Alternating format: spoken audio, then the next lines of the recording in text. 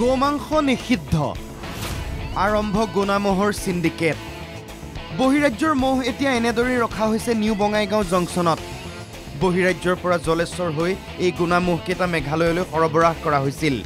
ৰেলৰ ডবাত পান জপাদি জাপি লৈ আনিছিল 20টা গোনামহ তেতিয়াই ৰেল আৰক্ষীয়ে অভিযান চলাই জব্দ কৰে মহকেইটা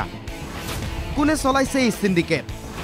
কেনেকৈ মেনেজ কৰি বাহিৰৰ পৰা অনা হৈছে মহ সন্দেহ কৰা হৈছে এই মহকেইটা উত্তৰ প্ৰদেশৰ পৰা লৈ অনা হৈছিল এতিয়া ৰেল আৰক্ষী আৰম্ভ কৰিছে ঘটনাৰ তদন্ত কেৱল গোনামহেই নহয় নিউ বঙাইগাঁও জংচন এতিয়া সুপাৰী সিন্ডিকেটৰো ট্ৰানজিট পইণ্ট 31 বস্তা বাৰ্মিজ সুপাৰী জব্দ কৰিলে জিআৰপিয়ে নামনিমুৱা বিবেক এক্সপ্ৰেছৰ পৰা জিআৰপিয়ে জব্দ কৰে সুপাৰী বস্তাসমূহ সুপাৰীখিনি ডিব্ৰুগড়ৰ পৰা সৰবৰাহ কৰা হৈছিল বুলি জানিব পৰা গৈছে জিআৰপিয়ে ঘটনা সন্দৰ্ভতো আৰম্ভ কৰিছে তদন্ত সিন্ডিকেট বন্ধ কৰিম বুলি শাসনলৈ আহিছিল বিজেপি চৰকাৰ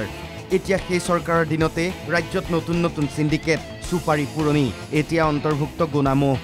তদন্ত কৰিলে হয়তো ওলাই পৰিব বঙাইগাঁৱত চলা সিন্ডিকেটৰ আঁৰত কোন বঙাইগাঁৱৰ পৰা সৌভিক নন্দী NKTV+